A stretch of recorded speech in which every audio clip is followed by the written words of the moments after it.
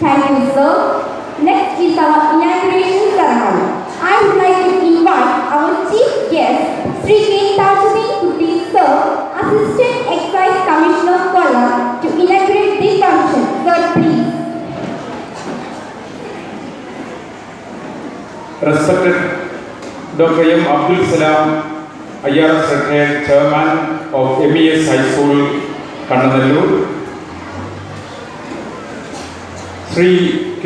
Shahjahan, Secretary MES High School, who conducted a welcome speech here. Sri M. Hasbullah, Treasurer MES School, Kannadallur. Sri A. Nizam, District Secretary MES Kollam. Sri Hashim Kodimelkodi, Taluk President MES Kollam.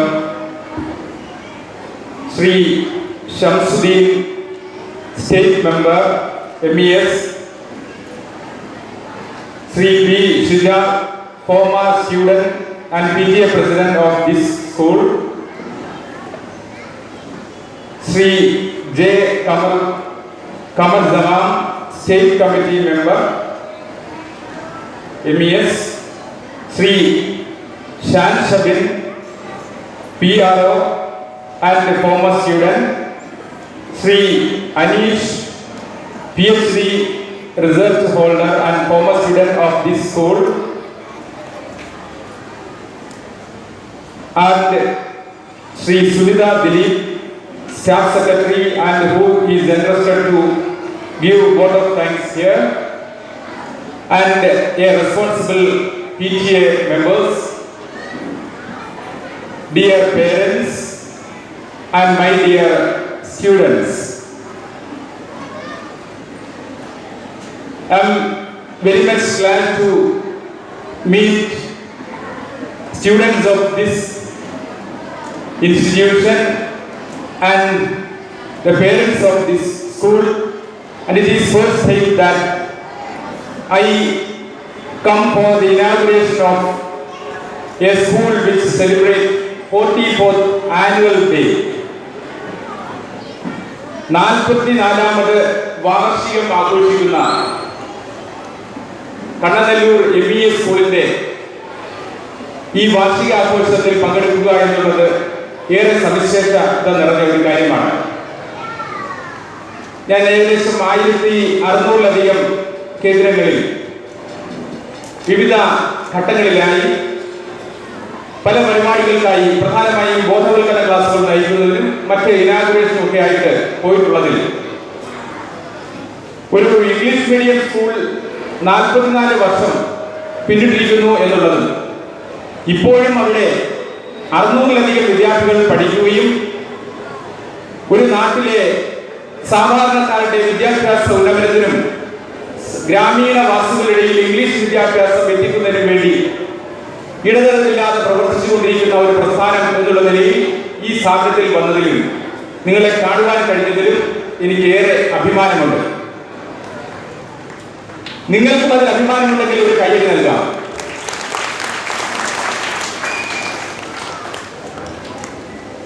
ഇങ്ങനെ ഒരു വിദ്യാലയത്തിൽ പഠിക്കുന്ന ഈ കാലഘട്ടത്തിന്റെ പ്രത്യേകത എന്ന് പറയുന്നത് നമ്മുടെ രാഷ്ട്രത്തിന് വേണ്ടി സ്വാതന്ത്ര്യം നേടിത്തരുന്നതിന് വേണ്ടി സ്വന്തം ജീവിതം തന്നെ ഒരു സന്ദേശമാക്കി മാറ്റിക്കൊണ്ട് ഒരുപാട് കാര്യങ്ങൾ നേടുന്നതിനേക്കാൾ വലുത് ജീവിതത്തിൽ പലതും ത്യജിക്കേണ്ടി വരും താൻ ജീവിക്കുന്ന രാഷ്ട്രത്തിന്റെ സ്വാതന്ത്ര്യത്തിന് വേണ്ടി എന്നുള്ള തിരിച്ചറിവോടുകൂടി നമ്മുടെ രാഷ്ട്രത്തിന്റെ സ്വാതന്ത്ര്യത്തിന് വേണ്ടി പോരാടിയ മഹാത്മജിയുടെ 150-ാം ജന്മവാർഷികം കടന്നു പോകുന്ന ഒരു കാലഘട്ടത്തിലാണ് MES സ്കൂളിന്റെ കണ്ണനല്ലൂർ സ്കൂളിന്റെ 44ാമത് ആനുവൽ ഡേ ആഘോഷിക്കപ്പെടുന്നത്. മൈ എക്സ്പീരിയൻസ് വിത്ത് ട്രൂത്ത് എന്നാണ് അദ്ദേഹത്തിന്റെ ആത്മകഥയുടെ പേര് പോലും. അദ്ദേഹം കളങ്കമില്ലാത്ത ജീവിതത്തിന്റെ ഉടമയായിരുന്നു. തന്റെ ജീവിതമാണ് മറ്റുള്ളവരുടെ മുന്നിലേക്ക് വെക്കുവാനുള്ള സന്ദേശം എന്നായിരുന്നു അദ്ദേഹം പറഞ്ഞത്. നമുക്ക് അതിൽ നിന്നും ഒരുപാട് ഉൾക്കൊള്ളുവാനുണ്ട്. അദ്ദേഹം പറഞ്ഞിട്ടുണ്ട്, ഈ ഭൂമിയിലെ എല്ലാ ജീവജാലങ്ങൾക്കും ജീവിക്കുവാനുള്ളതെല്ലാം തന്നെ ഈ ഭൂമുഖത്ത് ദൈവം തന്നിട്ടുണ്ട്. എന്നാൽ ഒരു മനുഷ്യന്റെയും അത്യാഗ്രഹത്തിനുള്ളത് ഇവിടെ ഇല്ല എന്ന് പറഞ്ഞാൽ തികഞ്ഞ വകതിരിവോടുകൂടി തികഞ്ഞ സൂക്ഷ്മതയോടെ മറ്റുള്ള മനുഷ്യരെ കൂടി പരിഗണിച്ചുകൊണ്ട് ജീവിക്കുകയാണെങ്കിൽ എല്ലാ മനുഷ്യർക്കും ഏകോദര സഹോദരന്മാരെ പോലെ വളരെ സുഭിക്ഷമായി ജീവിക്കുവാനുള്ള എല്ലാ സൗകര്യം നിറഞ്ഞ ഈ ഭൂമുഖത്ത് മനുഷ്യന്റെ അത്യാഗ്രഹവും സ്വജനപക്ഷപാതവും വർഗീയ കാഴ്ചപ്പാടുകളും ഒക്കെ കൊണ്ട് മനുഷ്യർ ഇന്ന് വിവിധ സെക്ഷനുകളായി വേർതിരിക്കപ്പെട്ട് തമ്മിലടിക്കുകയും മനുഷ്യന്റെ സമാധാനം നഷ്ടപ്പെട്ട് ജീവിക്കുകയും ചെയ്യുന്ന ഒരു സാഹചര്യത്തിലൂടെയാണ് നാം കടന്നു പോകുന്നത്. അദ്ദേഹം ജീവിതത്തിൽ മുന്നോട്ട് വെച്ച ഒരു പിടി മൂല്യങ്ങളുണ്ടായിരുന്നു. നമ്മൾ ഇന്ന് വിദ്യാഭ്യാസത്തിലൂടെ നേടുവാൻ ശ്രമിക്കുന്നത് അതൊക്കെ തന്നെയാണ്. ഒരു സിനിമയിൽ ചോദിക്കുന്ന പോലെ എന്തിനാണ് പഠിക്കുന്നത് എന്ന് ചോദിക്കുമ്പോ അയാൾ മറുപടി പറയുന്നത് ഞാൻ LLBക്ക് പഠിക്കുന്നുവെന്ന്. ചോദ്യകർത്താവ് യഥാർത്ഥത്തിൽ ഉദ്ദേശിച്ചത് അതായിരുന്നില്ല. നിങ്ങൾ എന്തിനാണ് വിദ്യാഭ്യാസം ചെയ്യുന്നത് എന്നുള്ള അർത്ഥത്തിലാണ്. പലപ്പോഴും നമ്മളോട് ചോദിച്ചാൽ കുട്ടികളെ കൊണ്ട് നമ്മൾ പറയിക്കാൻ ശ്രമിക്കുന്നത്, അല്ലെങ്കിൽ കുട്ടികൾ എന്താകണം എന്നതിനേക്കാൾ ഉപരി, അവർ സ്വയം ആഗ്രഹിക്കുന്നതിനേക്കാൾ ഉപരി, അവരുടെ കഴിവിനനുസരിച്ച് അവർ വികസിക്കുന്നതിനേക്കാൾ ഉപരി രക്ഷിതാക്കൾ ഡിക്റ്റേറ്റ് ചെയ്യുന്ന, രക്ഷിതാക്കൾ അടിച്ചേൽപ്പിക്കുന്ന ഒരു സാമൂഹിക സാഹചര്യത്തിലാണ് നാം ജീവിക്കുന്നത്. തന്റെ മക്കൾ ഇന്ന തലത്തിലേക്ക് ഉയരണമെന്ന തരത്തിൽ അമിതമായ സമ്മർദ്ദമൊക്കെ അതിലേക്ക് ചെലുത്തി അവിടെ സമാധാനമായ ജീവിത മാനസിക നില തെറ്റിപ്പോകുന്ന ഒരു സാഹചര്യത്തിലാണ് ജീവിക്കുന്നത്. ഇത്തരത്തിൽ നമ്മുടെ എല്ലാ കഴിവുകളും ഉപയോഗിച്ചുകൊണ്ട് സമൂഹത്തിന്റെ ഉന്നത സ്ഥാനങ്ങളിൽ എത്തുന്നതിന് വേണ്ടിയുള്ള എല്ലാ സ്വപ്നങ്ങളും നാം നെയ്യണം. അത്തരത്തിൽ നമ്മുടെ സ്വപ്നം കാണുവാൻ പഠിപ്പിച്ച നമുക്ക് ഒരു രാഷ്ട്രപതി ഉണ്ടായിരുന്നു, ഡോക്ടർ APJ അബ്ദുൽ കലാം. ഒരുപാട് സ്വപ്നങ്ങൾ കാണാം. ജീവിതത്തിൽ രാജ്യത്തിന്റെ പ്രധാനമന്ത്രിയാകണമെന്നോ, പ്രസിഡന്റ് ആകണമെന്നോ, രാജ്യത്തിന്റെ ചീഫ് ജസ്റ്റിസ് ആകണമെന്നോ, അല്ലെങ്കിൽ ഒരു IPS ഓഫീസർ ആകണമെന്നോ, ഏതെങ്കിലും ഡിപ്പാർട്ട്മെന്റ് സംസ്ഥാനതല ഉദ്യോഗസ്ഥനാകണമെന്നോ, ഒരു ഉന്നതതല രാഷ്ട്രീയ നേതാവാകണമെന്നോ ഒക്കെ നമുക്ക് ആഗ്രഹിക്കാം. ഇതൊക്കെ ആകാൻ ശ്രമിക്കുന്നതിനിടയിലും നമ്മൾ എന്തിനു വേണ്ടി വിദ്യാഭ്യാസം ചെയ്യുന്നു എന്ന് ചോദിച്ചാൽ നമ്മൾ അടിവരയിട്ട് പറയുവാൻ നമുക്ക് കഴിയണം, ഞാൻ നല്ല ഒരു മനുഷ്യനായി ഈ സമൂഹത്തിൽ ജീവിക്കാൻ വേണ്ടിയാണ് വിദ്യാഭ്യാസം ചെയ്യുന്നത് എന്ന്. Education is A process of transformation from an uncultured man to a cultured man. ഒരു അപരിഷ്കൃതനായ ഒരു വ്യക്തിയിൽ നിന്നും, ഒന്നുമില്ലാതെ ഈ ഭൂമിയിൽ പിറന്നു വീഴുന്ന ഒരു മനുഷ്യജീവിയിൽ നിന്നും ഈ സമൂഹത്തിൽ ഉതകുന്ന, തന്റെ ജീവിതത്തിന് ഉതകുന്ന, തന്റെ കുടുംബത്തിന് ഒരാശ്രയമാകുവാൻ സാധ്യതയുള്ള, സമൂഹത്തിന് ഏറ്റവും ഉപകാരപ്രദമാകുന്ന ഒരു വ്യക്തിയായി മാറ്റുന്നതിനുള്ള ഒരു പ്രക്രിയയായിരിക്കണം വിദ്യാഭ്യാസം. ആ നിലയ്ക്ക് MES സ്കൂളിന്റെ വാർഷിക റിപ്പോർട്ട് വായിച്ചു കേട്ട എനിക്ക് ഏറെയധികം സംതൃപ്തിയുണ്ട്. ഈ സ്ഥാപനത്തിൽ പഠിക്കുന്ന കുട്ടികളുടെ ഉള്ളിൽ ഒരു പിടി ജീവിത മൂല്യങ്ങൾ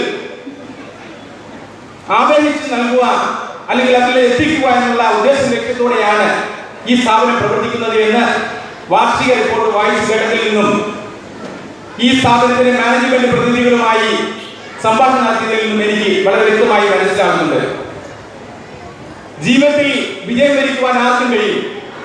പക്ഷേ അത്തരത്തിലുള്ള ഒരു ലക്ഷ്യം മാത്രമായിരിക്കരുത്, ആ ലക്ഷ്യത്തിലേക്ക് നാം തിരഞ്ഞെടുക്കുന്ന മാർഗവും ശരിയായിരിക്കണം എന്നുള്ളതാണ് മഹാവ്യക്തിത്വങ്ങൾ പറഞ്ഞിട്ടുള്ളത്. അത്തരത്തിൽ നല്ല ജീവിതത്തിലേക്ക് കടന്നു പോകുമ്പോൾ നമ്മുടെ ജീവിതത്തിന് തടസ്സമുണ്ടാകുന്ന ഒരു കൗമാരത്തിൽ നിന്ന് യുവാവിലേക്ക് പോകുമ്പോൾ, അല്ലെങ്കിൽ ഒരു കുട്ടിയിൽ നിന്നും കൗമാരപ്രായത്തിലേക്ക്, കൗമാരത്തിൽ നിന്ന് ഒരു മുതിർന്ന വ്യക്തിയായി മാറുന്ന ആ ഒരു ഘട്ടത്തിനിടയിൽ ഒരുപാട് പരീക്ഷണ കാലഘട്ടങ്ങളെ നമ്മുടെ കുട്ടികൾ നേരിടേണ്ടി വരും. അവരെ തെറ്റായ വഴിയിലേക്ക് നയിക്കുന്നതിനുള്ള ഒരുപാട് സാധ്യതകൾ നമ്മുടെ ചുറ്റും നിലനിൽക്കുന്ന ഒരു ജീവിത സാഹചര്യത്തിലാണ് നാം കടന്നു പോകുന്നത്. ആദ്യമായി നമുക്കുണ്ടാകേണ്ട മൂല്യങ്ങളിൽ ഒന്ന് മനുഷ്യത്വം ഉണ്ടാകുക എന്നുള്ളതാണ്. ദാഹിക്കുന്ന ഒരു മനുഷ്യന് ഒരിക്കൽ വെള്ളം കൊടുക്കുവാനുള്ള മനുഷ്യത്വം, അതിനുശേഷം മാത്രമേ നമ്മുടേതായ മറ്റു രംഗങ്ങളിലേക്ക് കടന്നു പോകുവാൻ പാടുള്ളൂ. വിഷമിക്കുന്ന മനുഷ്യന്റെ സഹായത്വം നൽകുവാനുള്ള ഒരു മനുഷ്യത്വം നമ്മളിൽ വളർത്തിയെടുക്കേണ്ടതുണ്ട്. ഇത്തരത്തിൽ ഒരു മനുഷ്യനായി മാറുന്നതിന് വേണ്ടി അവനിൽ വളരെയേറെ ചില ക്വാളിറ്റീസ് ഇവിടെ വായിച്ചതിലൊക്കെ എനിക്ക് മനസ്സിലായിട്ടുണ്ട്. അത് അക്കൗണ്ടബിലിറ്റിയാണ്. ഉത്തരവാദിത്വങ്ങൾ ഏറ്റെടുക്കുവാനുള്ള മനുഷ്യന്റെ സന്നദ്ധത നമ്മൾ കുട്ടികളിൽ വളർത്തിയെടുക്കണം. അവിടെ ആത്മവിശ്വാസം വളർത്തണം. മറ്റുള്ളവരുടെ പ്രശ്നങ്ങൾ കേൾക്കുവാനും മറ്റുള്ളവരുടെ പ്രശ്നങ്ങൾക്ക് കൂടി ചെവി കൊടുക്കുവാനും താൻ മാത്രം ജീവിക്കുന്ന ഒരു സമൂഹമല്ല ഇതെന്നും മനുഷ്യനൊരു സാമൂഹ്യ ജീവിയാണെന്നും പരസ്പര സഹായത്തോടെയും സഹകരണത്തോടെയും മാത്രമേ മനുഷ്യന് ഉയർന്ന നിലയിലുള്ള ഒരു ജീവിതം കാഴ്ചവെക്കുവാൻ പറ്റുകയുള്ളൂ എന്നുള്ള സാമൂഹിക കാഴ്ചപ്പാട് അവരിലേക്ക് എത്തിക്കുവാൻ നമുക്ക് കഴിയണം. ഇങ്ങനെയുള്ള ഒരു ഉത്തരവാദിത്വം ഒരു വിദ്യാഭ്യാസ സ്ഥാപനത്തിന് മാത്രം വെച്ചുകൊണ്ട് രക്ഷിതാക്കൾക്ക് കൈയും കെട്ടി വെറുതെ ഇരിക്കാമെന്ന് നാം ധരിക്കരുത്. നമുക്ക് നമ്മുടേതായ ചില കടമകളും കർത്തവ്യങ്ങളുമുണ്ട്. നമുക്ക് ഉപദേശിക്കുവാൻ വളരെ എളുപ്പമാണ്. എന്നാൽ കുട്ടികളെ സംബന്ധിച്ചോ അവർക്ക് ഏറ്റവും വെറുപ്പുള്ള കാര്യമാണ് ഉപദേശം കേൾക്കുക എന്നുള്ളത്. അതുകൊണ്ട് നമുക്ക് പലപ്പോഴും ചെയ്യുവാൻ കഴിയുന്നത് നമ്മൾ ഉപദേശിക്കുന്നതിന് അപ്പുറം ഈ സമൂഹത്തെ രഹസ്യമായി ഒബ്സർവ് ചെയ്യുന്ന നിരീക്ഷിക്കുന്ന മനുഷ്യരാണ് വളർന്നു വരുന്ന കുഞ്ഞുങ്ങളിൽ നിന്ന് നാം മനസ്സിലാക്കണം. നമ്മൾ ഏതെങ്കിലും ഒരു കാര്യത്തിൽ അവരെ ഉപദേശിക്കുമ്പോൾ സ്വാഭാവികമായും നിശബ്ദമായി അവർ നമ്മളെ നിരീക്ഷിക്കും. ഈ ഉപദേശിക്കുന്നത് തന്നെയാണ് ഉപദേശിക്കുന്ന വ്യക്തി ജീവിക്കുന്നത് എന്ന്. അതുകൊണ്ട് നമുക്ക് അവരുടെ മുന്നിൽ പല കാര്യങ്ങളിലും ഒരു മാതൃകയാകേണ്ടതുണ്ട്. നമുക്ക് നമ്മുടേതായ വിശ്വാസ ആചാരങ്ങളും സംസ്കാര സമ്പന്നതയും ഒക്കെയുണ്ട്. ഇതൊക്കെ എത്രമാത്രം കാത്തുസൂക്ഷിക്കുന്നതിൽ നാം സൂക്ഷ്മത പുലർത്തുന്ന അവർ നമ്മളെ നിരീക്ഷിക്കും. ഈ ജീവിതത്തിന്റെ വാല്യൂസ് എത്രമാത്രം നമ്മൾ കാത്തുസൂക്ഷിക്കുന്നവരാണ് രക്ഷിതാക്കൾ, അവർ നമ്മളെ ശ്രദ്ധിക്കും. ഈ അവസരത്തിലാണ് നമ്മൾ കരുതേണ്ടത് നമുക്ക് ആവശ്യമില്ലാത്ത എന്തെല്ലാം കാര്യങ്ങൾക്ക് വേണ്ടി നാം സമയം ചെലവഴിക്കുന്നുണ്ട്. നമ്മുടെ മക്കളുടെ മാനസിക വികാസത്തിന് ഏറ്റവും പ്രധാനപ്പെട്ട ഒന്നാണ് രക്ഷിതാക്കളുടെ വളരെ സ്നേഹം നിറഞ്ഞ അവരോടുള്ള സഹവാസവും പെരുമാറ്റവും. പക്ഷെ ഇന്ന് പലപ്പോഴും ഇല്ലാതെ പോകുന്നതും അത് തന്നെയാണ്. സ്കൂളിൽ പോകുന്ന മക്കൾ തിരിച്ചു വന്നാൽ അവരുടെ രക്ഷിതാക്കളോട് ഒരുപാട് കാര്യങ്ങൾ പറയുവാൻ അവർക്ക് ഒരുപക്ഷെ ഉണ്ടാകും. അത് കേൾക്കുവാനുള്ള ഒരു മനസ്സോ അവകാശമോ സമയമോ നമുക്ക് ലഭിക്കാറില്ല. അങ്ങനെ മക്കളും രക്ഷിതാക്കളും തമ്മിലുള്ള അകലം വർദ്ധിച്ചു വരികയും എന്തെങ്കിലും ഒരു നെഗറ്റീവായ കാര്യം അവരുടെ ജീവിതത്തിൽ അല്ലെങ്കിൽ അവരുടെ ജീവിതത്തിൽ സ്കൂളിലോ മറ്റിടങ്ങളിലോ ഉണ്ടായാൽ അത് കേൾക്കുന്ന നാം വളരെ അസഹിഷ്ണുതരാകുകയും പൊട്ടിത്തെറിക്കുകയും ചെയ്യുന്ന സാഹചര്യം ഉണ്ടായാൽ പിന്നീട് ഒരിക്കലും അവരുടെ ജീവിതത്തിൽ എന്തെങ്കിലും പ്രതികൂലമായ ഒരു കാര്യവും നമ്മളോട് തുറന്നു പറയാത്ത സാഹചര്യം ഉണ്ടാകും. അതുകൊണ്ട് കണ്ണ് കാതും തുറന്ന് വളരെ തുറന്ന മനസ്സോടുകൂടി നമ്മുടെ മക്കളെ സമീപിക്കുന്നതിനും അവരിൽ ഒളിഞ്ഞിരിക്കുന്ന കഴിവുകൾ കണ്ടെത്തി ആ കഴിവുകൾക്കനുസരിച്ച് അവരെ ഗൈഡ് ചെയ്യുന്നതിനുമായിരിക്കണം നാം ശ്രമിക്കേണ്ടത്. അവരിൽ ഇല്ലാത്ത കഴിവുകൾ ആ കഴിവുകൾ അവരിൽ കൂടുതൽ ഉണ്ടെന്നുള്ള പ്രതീക്ഷയിൽ ഇല്ലാത്ത മേഖലകളിലേക്ക് അവരെ സമ്മർദ്ദം ചെലുത്തി വിടുകയല്ല വേണ്ടത്. ഓരോ വ്യക്തിക്കും അവരുടേതായ ചേതനകളുണ്ട്, സർഗശേഷികളുണ്ട്. ആ സർഗശേഷികളെ പരിപോഷിപ്പിക്കുകയാണ് നാം യഥാർത്ഥത്തിൽ ചെയ്യേണ്ടത്. പ്രോപ്പറായ ഒരു ഗൈഡ് ആവുകയും അതിനോടൊപ്പം തന്നെ സ്വയം നമ്മൾ ഒരു മോഡലായി മാറുകയുമാണ് ചെയ്യേണ്ടത്. ഇങ്ങനെ പരിശ്രമിക്കുന്നതിനിടയിൽ നമ്മുടെ മക്കൾ അവരുടെ ജീവിതയാത്രക്കിടയിൽ ഒരുപാട് തെറ്റായ വഴികളിലേക്ക് പോകുവാനുള്ള സാധ്യതകൾ ഒളിഞ്ഞിരിക്കുന്നു എന്നുള്ള തിരിച്ചറിവ് നമുക്ക് വേണം. അതുകൊണ്ട് അങ്ങനെയുള്ള സാഹചര്യങ്ങളെ കുറിച്ചൊക്കെ നമ്മുടെ വീടുകളിൽ തുറന്ന സംസാരം വേണം. ഒരു കുട്ടി ഒരു 5ാം ക്ലാസ് ആകുന്ന കാലം മുതൽ തന്നെ ഏതൊക്കെ തരത്തിലുള്ള പ്രശ്നങ്ങളാണ് നമ്മുടെ സമൂഹത്തിൽ നിലനിൽക്കുന്നതെന്നും ഒരു ആൺകുട്ടിയെയും പെൺകുട്ടിയെയും വഴിപിഴപ്പിക്കുന്നതിനും ജീവിതത്തിൽ തെറ്റായ വഴികളിലേക്ക് കൊണ്ടുപോകുന്നതിനും സാധ്യമായ ഏതൊക്കെ സാഹചര്യങ്ങളുണ്ട് എന്ന് നമ്മൾ ബോധവാന്മാരാകുകയും അത് തുറന്ന മനസ്സോടെ വീടുകളിൽ സംസാരിക്കുകയും ചെയ്യുന്ന ഒരു സാഹചര്യം ഉണ്ടാകണം. സ്വാഭാവികമായിട്ടും ആ സമയത്ത് അവരുടെ മനസ്സിൽ ഇതിനൊക്കെ എതിരായിട്ടുള്ള ശരിയായ കാഴ്ചപ്പാട് വളരുകയും വിദ്യാലയങ്ങളിൽ നിന്നുള്ള സപ്പോർട്ട് കിട്ടുകയും കൂടി ചെയ്യുമ്പോൾ നല്ല വ്യക്തികളായി വളരുന്നതിന് അതേ സഹായിക്കുകയും ചെയ്യും. അതിന് സഹായിക്കുന്ന അടിസ്ഥാനപരമായ കാരണങ്ങളിൽ ഒന്ന് അറിവാണ്. നമുക്ക് സ്വാതന്ത്ര്യം കിട്ടിയെന്ന് നമുക്കെല്ലാം അറിയാം. എന്തിനുള്ള സ്വാതന്ത്ര്യമാണ് കിട്ടിയതെന്ന് നാം ചിന്തിക്കാറുണ്ടോ? വളരെ വർഷങ്ങളോളം നമ്മളെ ആര് ഭരിച്ചു എന്ന് നമുക്കറിയാം. പക്ഷേ നാം എങ്ങനെ ഭരിക്കണം, എങ്ങനെ ജീവിക്കണം എന്ന് തീരുമാനിക്കാനുള്ള അവകാശം നമുക്കായിരുന്നില്ല ഉണ്ടായിരുന്നത്. മറിച്ച് അങ്ങ് കടലിനക്കരെ ഉണ്ടായിരുന്ന വ്യാപാര മോഹികളായിരുന്ന വൈദേശികർക്കായിരുന്നു അധികാരം ഉണ്ടായിരുന്നത്. എന്നാൽ നമുക്ക് സ്വാതന്ത്ര്യം കിട്ടിയതോടെ നാം എങ്ങനെ ജീവിക്കണം, നമ്മുടെ രാജ്യത്തിന്റെ നിയമങ്ങൾ എന്തായിരിക്കണം എന്നൊക്കെ തീരുമാനിക്കാനുള്ള അവകാശമാണ് നമുക്ക് കൈവന്നത്. അങ്ങനെ വന്നപ്പോൾ അതിനനുസരിച്ച് നാം ഒരുപിടി നിയമങ്ങൾ ഉണ്ടാക്കിയിട്ടുണ്ട്. ഈ നിയമങ്ങൾ സമൂഹത്തിൽ ഇല്ലെങ്കിൽ വരുന്ന പ്രശ്നം എന്താണ്? നിങ്ങൾ ആലോചിച്ച് നോക്കിയിട്ടുണ്ടോ? നമ്മളെ ഒരാൾ ആക്രമിക്കുന്നു, അല്ലെങ്കിൽ നമ്മുടെ ഒരാൾ സ്വത്ത് അപഹരിക്കുന്നു, നമുക്കത് പരിഹരിക്കുവാൻ ഒരു നിയമവും സംഹിതയും ഇവിടെ ഇല്ല എങ്കിൽ ഇവിടെ അരാജകത്വമായിരിക്കും വാഴുന്നത്. അതിനുവേണ്ടിയാണ് ഇത്തരം പ്രശ്നങ്ങൾ പരിഹരിക്കുന്നതിന് വിവിധങ്ങളായ നിയമങ്ങൾ ഇവിടെയുള്ളത്. നമുക്ക് ഏറ്റവും കുറവായിട്ടുള്ളത് നിയമത്തെ കുറിച്ചുള്ള അറിവാണ്. ആദ്യമായി നാം നേടേണ്ടത് നമ്മുടെ രാജ്യത്ത് നിലവിലുള്ള നമുക്ക് വേണ്ടി ഉണ്ടാക്കിയുള്ള നിയമങ്ങളെ കുറിച്ച് അറിവ് നേടുക എന്നുള്ളത് ഏതൊരു പൗരന്റെയും അടിസ്ഥാന കടമയാണ്. നാം ഈ സമൂഹത്തിൽ ജീവിക്കുന്നതിന് ഈ നിയമത്തിനൊക്കെ ആധാരമായിട്ടുള്ള ഒരു സംഗതിയുണ്ട്. അത് നമ്മുടെ രാഷ്ട്രത്തിന്റെ ഭരണഘടനയാണ്. ആ രാഷ്ട്രത്തിന്റെ ഭരണഘടന ഇന്ന് ഏറ്റവും അധികം വെല്ലുവിളികൾ നേരിടുന്ന, ആ ഭരണഘടന പോലും മാറ്റിമറിക്കുന്ന തരത്തിലുള്ള വെല്ലുവിളികൾ നേരിടുന്ന ഒരു കാലഘട്ടത്തിലൂടെയാണ് നാം കടന്നു പോകുന്നത്. ഈ ഘട്ടത്തിൽ ഒരു മനുഷ്യനെ ഏറ്റവും സംസ്കാര സമ്പന്നനായി ജീവിക്കുന്നതിനും മറ്റുള്ളവർക്കൊക്കെ ഒരു കൺസേണും പരിഗണനയും കൊടുക്കുന്നതിനും പരസ്പര പൂരകങ്ങളായി സഹകരിച്ച് ജീവിക്കുന്നതിനും എല്ലാ മനുഷ്യരുടെയും വിശ്വാസവും ആചാരങ്ങളും സംസ്കാരവും ഒക്കെ കാത്തുസൂക്ഷിക്കുന്നതിനും നമ്മുടെ രാജ്യത്തിന്റെ എല്ലാ വൈവിധ്യങ്ങളും കാത്തുസൂക്ഷിക്കുന്നതിനുമൊക്കെ എല്ലാ തരത്തിലും സഹായിക്കുന്ന തരത്തിലുള്ള ഒരു ഭരണഘടനയാണ് നമുക്ക് നിലവിലുള്ളത്. ഈ ഭരണഘടനയെക്കുറിച്ചും ഈ ഭരണഘടന പ്രദാനം ചെയ്യുന്ന നിയമങ്ങളെ കുറിച്ചും നമുക്കറിയണം. എന്തൊക്കെ കാര്യങ്ങൾ ചെയ്താൽ കുറ്റകരമാണ്, ഏതൊക്കെയാണ് നമുക്ക് ചെയ്യുവാൻ അവകാശമുള്ളത്, ഇതിനെക്കുറിച്ചൊക്കെ അറിയുമ്പോൾ തീർച്ചയായിട്ടും സമൂഹത്തിൽ വളരെ നല്ലൊരു വ്യക്തിയായിട്ട് അല്ലാതെ നമുക്ക് ജീവിക്കുവാൻ കഴിയില്ല. അതുകൊണ്ട് ഇത്തരം നിയമങ്ങൾ നമ്മൾ മനസ്സിലാക്കുവാൻ ശ്രമിക്കുമ്പോൾ നിയമങ്ങൾ അറിഞ്ഞുകൂടാ എന്ന് പറയുന്നത് ഒരിക്കലും ഒരു എക്സ്ക്യൂസ് അല്ല. Ignorance of law is not an excuse എന്നാ പറയുന്നത്. ഒരാൾ നടന്നു പോകുമ്പോൾ നമുക്ക് ഇഷ്ടക്കേടായ ഒരു പ്രവൃത്തി ഒരു മനുഷ്യൻ ചെയ്യുന്നു. ആ ഇഷ്ടക്കേട് കണ്ടിട്ട് ആ മനുഷ്യൻ നാം അങ്ങ് അടിച്ചു കൊല്ലുകയാണ്. എന്നിട്ട് എന്തിനാണ് അയാളെ കൊന്നത് എന്ന് ചോദിക്കുമ്പോൾ പറയുന്നു, ഞാൻ ഈ ഇഷ്ടക്കേട് തോന്നി ഞാൻ കൊന്നു. നിങ്ങൾ ചെയ്തത് നിയമവിരുദ്ധമായ ഒരു പ്രവൃത്തിയാണെന്ന് പറഞ്ഞാൽ അതെനിക്ക് അറിയില്ല എന്ന് പറഞ്ഞാൽ ആരെങ്കിലും അംഗീകരിക്കുമോ? അതുകൊണ്ട് ഏത് നിയമവും അറിയില്ല എന്ന് പറഞ്ഞൊരു എക്സ്ക്യൂസ് അല്ല. അതുകൊണ്ട് നിയമങ്ങളെ കുറിച്ച് നമുക്ക് നല്ല ധാരണ ഉണ്ടായിരിക്കണം.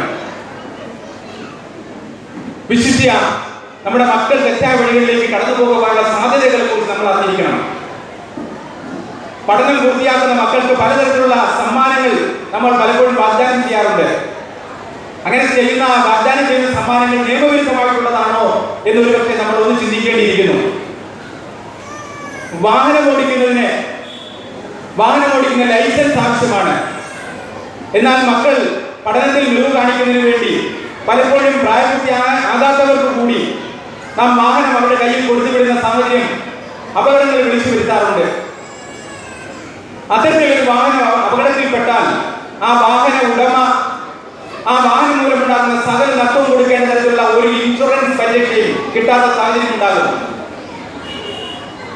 അതുപോലെ തന്നെ തെറ്റായ ശീലങ്ങൾ എന്ന് ഞാൻ പറയുമ്പോൾ ഞാൻ കൈകാര്യം ചെയ്യുന്ന നിയമ പരിപാലനം തന്നെ അതുമായി ബന്ധപ്പെട്ടതാണ്. മദ്യവും മയക്കുമരുന്നുകളും പുകയില വസ്തുക്കളിൽ മനുഷ്യനെ ഏറെ നശിപ്പിക്കുന്നവ തന്നെയാണ്. മഹാത്മജി ഒരിക്കൽ പറയുകയുണ്ടായി, മദ്യം എന്ന് പറയുന്നത് പ്രോസ്റ്റിറ്റ്യൂഷന്റെയും കൊള്ളയുടെയും ഒക്കെ പെറ്റമ്മയും പൊറ്റമ്മയുമാണ്. ഞാൻ ഈ രാഷ്ട്രത്തിന്റെ ഭരണകർത്താവായി മാറുകയാണെങ്കിൽ 1 മണിക്കൂർ കൊണ്ട് സകല മദ്യശാലകളും അടച്ചുപൂട്ടാൻ ഞാൻ ഉത്തരവിടുമെന്ന് മഹാത്മജി പറയുമ്പോൾ ഇത് ആദ്യമായിട്ട് ഉണ്ടായ ഒരു സംഭവമാണ് നിങ്ങൾ ഒരുപക്ഷെ ചിന്തിക്കും. എന്നാൽ അന്ന് 1500 വർഷങ്ങൾക്ക് മുമ്പ് മുഹമ്മദ് നബി ഇസ്ലാം മതത്തിനെ കുറിച്ചുള്ള പ്രചാരണ പ്രവർത്തനങ്ങൾ നടത്തുന്നതിനിടയിൽ മുഹമ്മദ് നബിയോട് ഒരു സഹാബി ഒരു അനുയായി ചോദിച്ചു, ഈന്തപ്പഴത്തിന്റെയും മുന്തിരിയുടെയും നാടായ അറേബ്യയിൽ ഈന്തപ്പഴവും മുന്തിരിയും പുളിച്ചുണ്ടാകുന്ന പാനീയം അത് കഴിക്കുമ്പോൾ മനുഷ്യന് എന്തോ തരത്തിലുള്ള അനുഭൂതി കിട്ടുന്നുവെന്നും അത് മരുന്നാണെന്നും ചിലർ പറയുന്നു. അത് ശരിയാവുമെന്ന് മുഹമ്മദ് നബിയോട് ചോദിച്ചപ്പോൾ മുഹമ്മദ് നബി നൽകിയ മറുപടി ഇങ്ങനെയായിരുന്നു: അത് മരുന്നല്ല, അത് രോഗം തന്നെയാണ്, അത് സകല തിന്മയുടെയും താക്കോലാണ്. അറബിയിൽ മുഹമ്മദ് നബി നൽകിയ ആ അറിവ് ഹദീസുകളായിട്ട് ലഭിക്കും, നമുക്ക് കാണുവാൻ കഴിയും. അറബിയിൽ ഇങ്ങനെയാണ് അത് പറയുന്നത്: കുല്ലു മുസ്ഫിരിൻ ഹറാം, കുല്ലു മുസ്ഫിരിൻ ഖമറൻ വകുല്ലു ഖമറൻ ഹറാം. കുല്ലു എന്ന അറബി വാക്കിന്റെ അർത്ഥം എല്ലാ, സകല എന്നൊക്കെയാണ്. മുസ്ഫിരിൻ എന്ന് പറഞ്ഞാൽ ലഹരി നൽകുന്ന എന്തും. കുല്ലു മുസ്ഫിരിൻ ഹറാം, ലഹരി നൽകുന്ന ഏതൊരു കാര്യവും നിങ്ങൾക്ക് ഹറാമാക്കിയിരിക്കുന്നു. വളരെ പ്രായോഗിക ചിന്തയോടുകൂടി ഈ കാര്യം പറയുമ്പോൾ തന്നെ മുഹമ്മദ് നബി ഒറ്റയടിക്ക് ഇത് അനുയായികളോട് നടപ്പിലാക്കണമെന്നല്ല പറഞ്ഞത്. വിശുദ്ധ ഖുർആൻ പരിശോധിച്ചാൽ ഇത് ഒറ്റയടിക്ക് നിരോധിക്കുവാൻ കഴിയുന്ന ഒരു കാര്യമല്ലെന്നുള്ള പ്രായോഗിക ചിന്തയോടുകൂടി ഘട്ടം ഘട്ടമായിട്ട് ഇതിന് നിരോധനം ഏർപ്പെടുത്തിയിരിക്കുന്നു നമുക്ക് കാണുവാൻ കഴിയും. 114 സൂറത്തുകളുള്ള വിശുദ്ധ ഖുർആന്റെ ഏറ്റവും വലിയ സൂറത്തായ സൂറത്തുൽ അൽ ബഖറയിൽ രണ്ടാമത്തെ സൂറത്തിൽ 219 ആയത്തിലൂടെയാണ് ആദ്യമായിട്ട് പറയുന്നത് മക്കയിൽ ലഹരി നിങ്ങൾക്ക് ഹാനികരം. ആദ്യം അത്രയും മാത്രം പറഞ്ഞു നിർത്തുന്നത് നമുക്ക് കാണാൻ കഴിയും. പിന്നീട് സൂറത്തുൽ അൻ-നിസാ എന്ന് പറയുന്ന 4ാമത്തെ സൂറത്തിൽ 43ാമത്തെ ആയത്തിലൂടെ ഏതൊക്കെ സമയങ്ങളിൽ നമസ്കരിക്കുവാൻ പാടില്ല എന്ന് പറയുന്ന ഘട്ടത്തിൽ പറയുന്നു: ഒരു കാരണവശാലും മദ്യപിച്ചിരിക്കുന്ന ഒരു ഘട്ടത്തിൽ നിങ്ങൾ നമസ്കാരത്തിലേക്ക് പോകരുത്. രണ്ടാം ഘട്ടമായിട്ട് അതിന് വിലക്ക് ഏർപ്പെടുത്തിയിരിക്കും നമുക്ക് കാണുവാൻ കഴിയും. അടുത്തതായിട്ട് സൂറത്തിൽ അൽ മൈദ എന്ന് പറയുന്ന 5ാമത്തെ സൂറത്തിൽ 90 മുതൽ 92 വരെ വരുന്ന ആയത്തുകളിലായിട്ട് പറയുന്നു: മദ്യവും ചൂതാട്ടവും എന്ന് പറയുന്നത് അമ്പുകളും കല്ലുകളും പോലെ മൂർച്ചയേറിയ പാപമാണ്. അത് ഇബ്ലീസിന്റെ കരവിലാണ്. അത് നിങ്ങൾ ഉപേക്ഷിക്കുക, നിങ്ങൾക്ക് ഐശ്വര്യമുണ്ടാകും. ഇങ്ങനെ ഘട്ടഘട്ടമായിട്ട് എങ്ങനെ ലഹരി നിരോധിക്കാമെന്ന് നൂറ്റാണ്ടുകൾക്ക് മുമ്പ് നമ്മളെ പഠിപ്പിച്ച ഒരു വിശ്വാസ സംഹിതയിലൂടെയാണ് നാം കടന്നു പോകുന്നത്. ഇതുപോലെ തന്നെ ഇതര മതവിശ്വാസികളുടെ ഇടയിലും ഇതിനെതിരെ വ്യക്തമായ സന്ദേശമുണ്ട്. ലഹരി ഉണ്ടാക്കി വിൽക്കുന്നവരെ ശൂലത്തിൽ കയറ്റി നിർത്തി ശിക്ഷിക്കണമെന്ന് ഇവിടുത്തെ പുരാണങ്ങളിൽ പറയുമ്പോൾ ഒരു ബ്രാഹ്മണനെ കൊല്ലുന്ന പോലെ നീചമായ പ്രവൃത്തിയാണ് ലഹരി ഉപയോഗിക്കുന്നത് എന്ന് മഹാഭാരതത്തിൽ പറയുമ്പോൾ യാദവ കുലം നശിച്ചു പോയതിന്റെ കാരണം മദ്യപാനമായിരുന്നുവെന്ന് ഭാഗവതത്തിലൂടെ നമ്മളെ പഠിപ്പിക്കുമ്പോൾ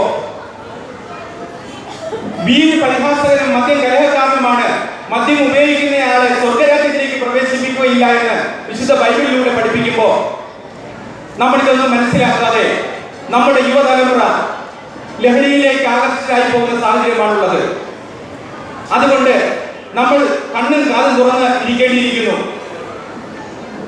സംസ്ഥാന നിയമം മൂലം നിരോധിച്ചിട്ടുള്ള പാൻമസാലകളെ കുറിച്ചും പ്രായപൂർത്തിയാകുന്നവർ ഉപയോഗിക്കുന്ന നിരോധനം ഏർപ്പെടുത്തിയിട്ടുള്ള പ്രായപൂർത്തിയാകാത്ത 23 വയസ്സ് വരെ പ്രായമുള്ളവർക്ക് നിരോധനം ഏർപ്പെടുത്തിയുള്ള മദ്യത്തിന്റെ അപകടത്തെക്കുറിച്ചും 18 വയസ്സ് വരെ പ്രായമുള്ളവർക്ക് നിരോധിച്ചിട്ടുള്ള സിഗരറ്റിന്റെയും ബീഡിയുടെയും ഒക്കെ അപകടത്തെക്കുറിച്ചും നമ്മൾ അറിഞ്ഞിരിക്കണം, വിദ്യാർത്ഥികൾ അറിഞ്ഞിരിക്കണം.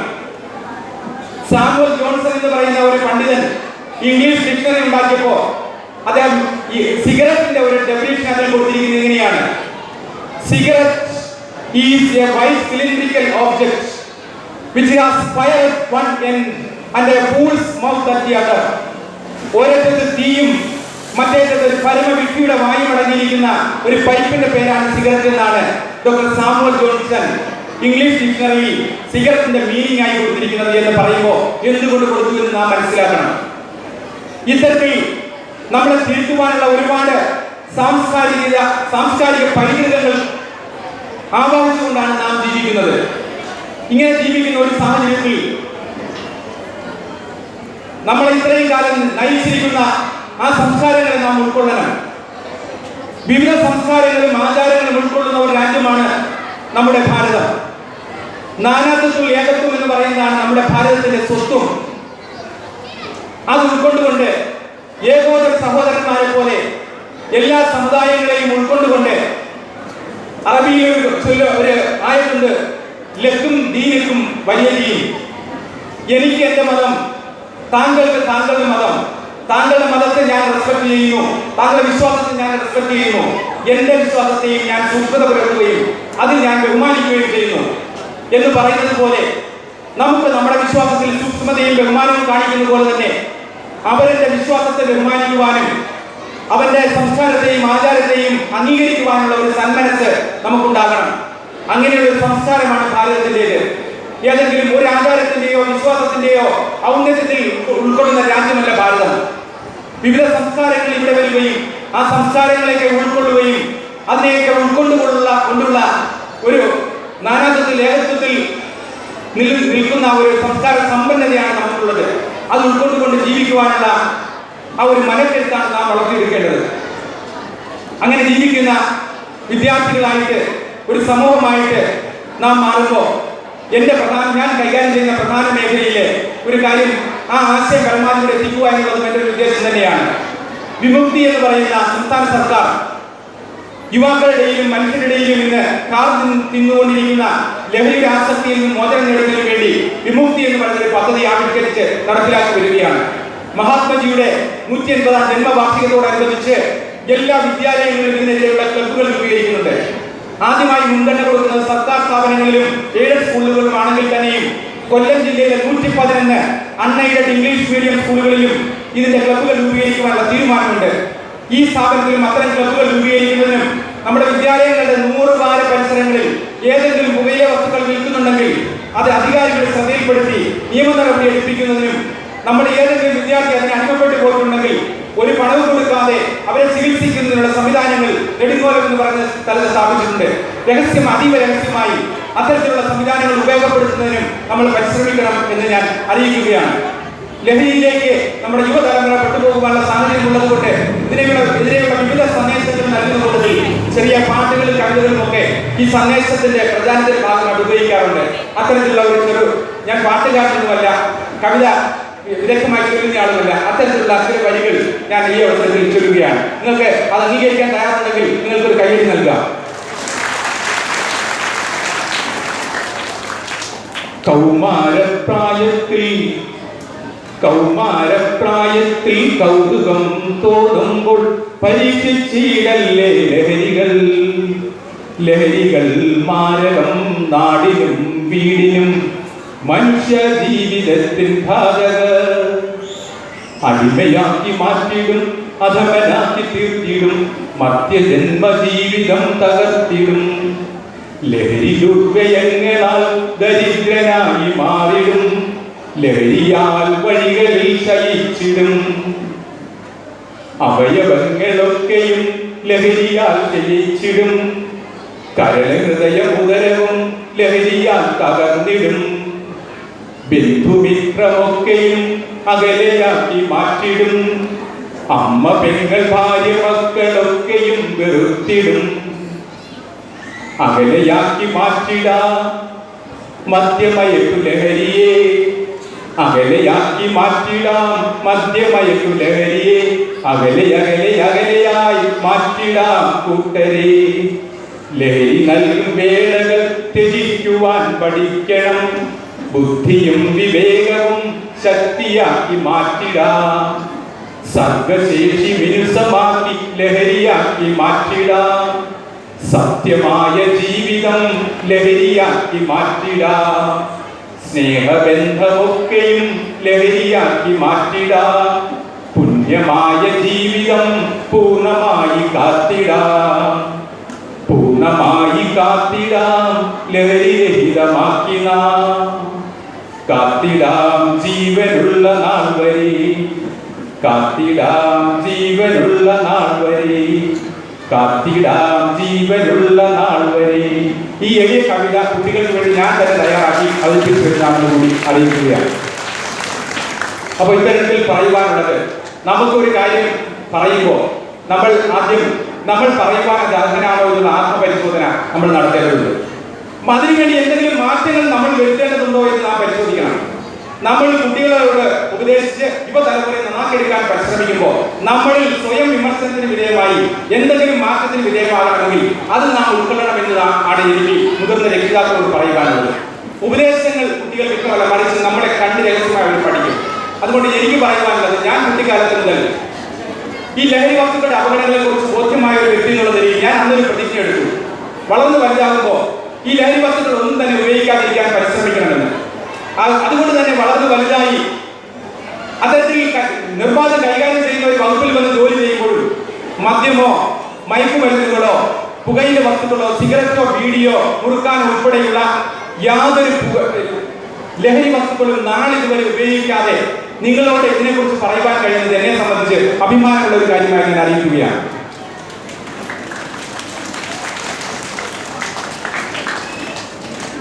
നിങ്ങളെ കാണുവാൻ കഴിഞ്ഞതിലും ഈ സ്കൂളിൽ വരുവാൻ കഴിഞ്ഞതിലും വളരെ നല്ല ഫ്രണ്ട്ഷിപ്പോടും മഹാമനസ്കതയോടും കൂടി ഇതിന്റെ പ്രവർത്തകർ എന്നെ വന്ന് ക്ഷണിച്ചപ്പോൾ ഒരു വൈമനസ്സും കൂടാതെ വരുവാൻ തന്നെ എനിക്ക് തോന്നിയത്, ഇങ്ങനെ ഒരു സ്ഥാപനത്തിൽ വന്ന് കുറച്ച് സമയമെങ്കിലും സംസാരിക്കുവാൻ കഴിയുമെങ്കിൽ, അതുവഴി ഒരു ചെറിയ മാറ്റമെങ്കിലും ആരെങ്കിലും ഉണ്ടാക്കുവാൻ കഴിയുമെങ്കിൽ അത് കഴിയട്ടെ എന്നുള്ള ഒരു ആഗ്രഹത്തോടു കൂടിയാണ് ഈ പരിപാടിക്ക് വേണ്ടി എന്നെ ക്ഷണിച്ച ഇതിന്റെ മാനേജ്മെന്റ് അതോറിറ്റീസിനോടുള്ള നന്ദി കടപ്പാടുമെല്ലാം അറിയിച്ചുകൊണ്ട് ഈ സ്കൂളിന്റെ 44ാമത് ഈ ആനുവൽ ഡേ ഔപചാരികമായി നിങ്ങളുടെ ഏവരുടെയും സമ്മതത്തോടെ ഉദ്ഘാടനം ചെയ്ത് അറിയിച്ചുകൊണ്ട് എളിയ വാക്കുകൾ വിരാമിടുന്നു. നിങ്ങൾക്ക് നന്ദി, നമസ്കാരം. ജയ് ഹിന്ദ്.